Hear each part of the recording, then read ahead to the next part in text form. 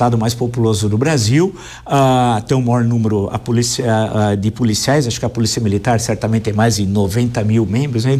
Entre outros, somando mais a Polícia Civil, acontecimentos de todo dia. Eu digo para você, no seu período como ouvidor de polícia, e olhando agora com perspectiva, é possível a gente ter uma visão otimista que as coisas podem melhorar via PEC da segurança pública ou com melhoria do sistema de inteligência, de uma maior participação da população? Eu sei que são questões muito genéricas e amplas, mas qual é a sua opinião sobre isso?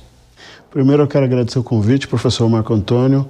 Uma satisfação estar aqui, desejar uma boa noite para todos que nos acompanham de casa, todas as pessoas que são seus seguidores, que acompanham aqui te dão audiência, né?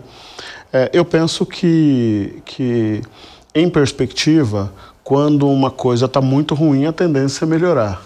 Então eu acredito sim que a gente pode ter um olhar otimista. A partir de várias movimentações políticas que a gente tem tido nos últimos tempos, né, como por exemplo a PEC da segurança pública e todas as autoridades políticas se antenando e a população também muito preocupada com o tema segurança pública, eu penso que em perspectiva a tendência é melhorar. Porque tem muita gente debruçada sobre os problemas, né? Mas os desafios são muito grandes, os desafios não são pequenos. Eu acredito que nos próximos 20, 25 anos, esse tema é um tema que vai estar na pauta política, na pauta da sociedade, na subjetividade das pessoas, porque realmente se tornou o maior desafio da sociedade brasileira. O delegado André Santos Pereira, o senhor como presidente da Associação dos Delegados do Estado de São Paulo. São Paulo tem 645 municípios, salvo engano. É o estado mais populoso, acaba, por sua vez, concentrando o maior número de problemas e dificuldades no campo do trabalho do delegado, que não é nada fácil. Eu queria que o senhor, por favor, explicasse a quem nos acompanha, em relação a essa questão inicial que eu coloquei ao Claudinho, qual é a sua visão e de alguém que está lá, não falando de fora, mas falando lá do cotidiano, dessa questão da insegurança e do enfrentamento da violência no estado de São Paulo.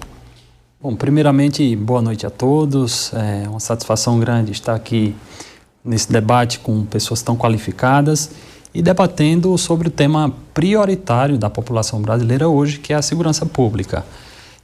A gente, do ponto de vista policial, vemos essas discussões sendo travadas, né, em nível teórico, mas há pouco nós estávamos conversando aqui nos bastidores e comentamos aqui que nós não temos perspectivas do ponto de vista de execução, né, de ações efetivas, né?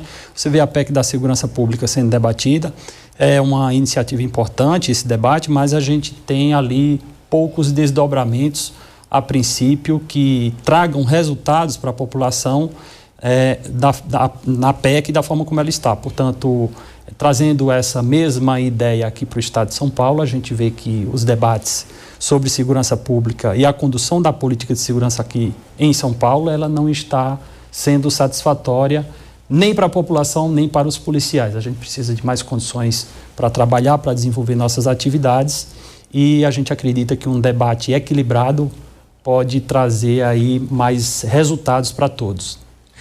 Doutor Roberto Liviano, o senhor como procurador, especialmente como presidente do Instituto Não Aceita a Corrupção, como o senhor vê essas questões? Primeiro, uma honra, uma alegria estar aqui. Obrigado, Vila, pelo convite, parabéns pela condução desses debates. Quero saudar meus companheiros aqui de bancada. Esse, Vila, é um tema dos mais espinhosos, dos mais complexos, dos mais desafiadores para a nossa democracia. Ainda bem que hoje o Senado da República cumpriu um papel relevante enterrando esta PEC da blindagem, porque essa seria uma porta aberta, um convite bastante interessante para o crime organizado se instalar na Câmara e no Senado. Porque querer exigir autorização legislativa para que parlamentares pudessem ser investigados por crimes seria instalar na Câmara e no Senado criminosos impunemente. Então, o que está ruim poderia ficar ainda pior.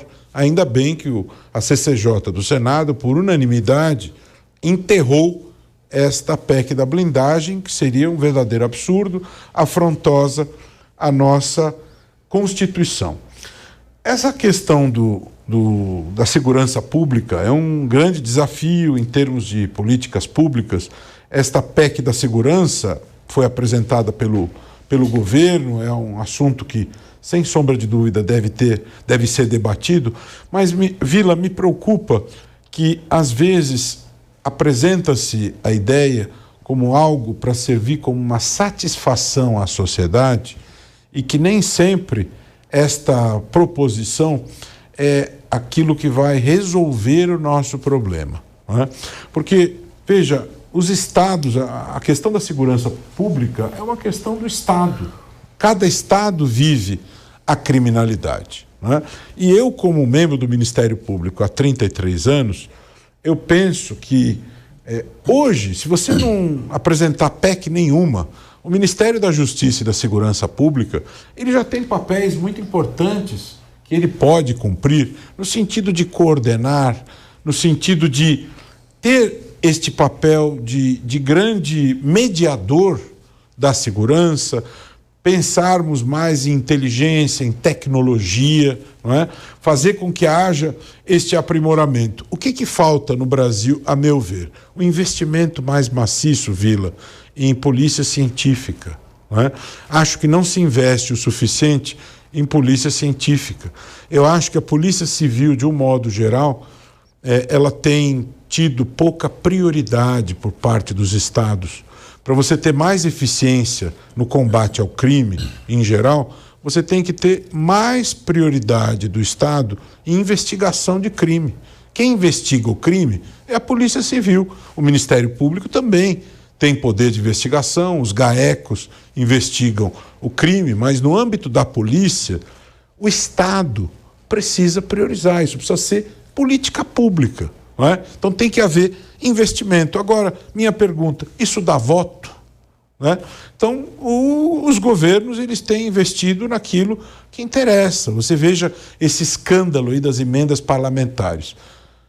125.100% de aumento no bolo das emendas em 11 anos, enquanto que o salário mínimo, 25.100% de aumento no bolo das emendas parlamentares em 11 anos, enquanto que o salário mínimo aumentou 109%. Significa o quê?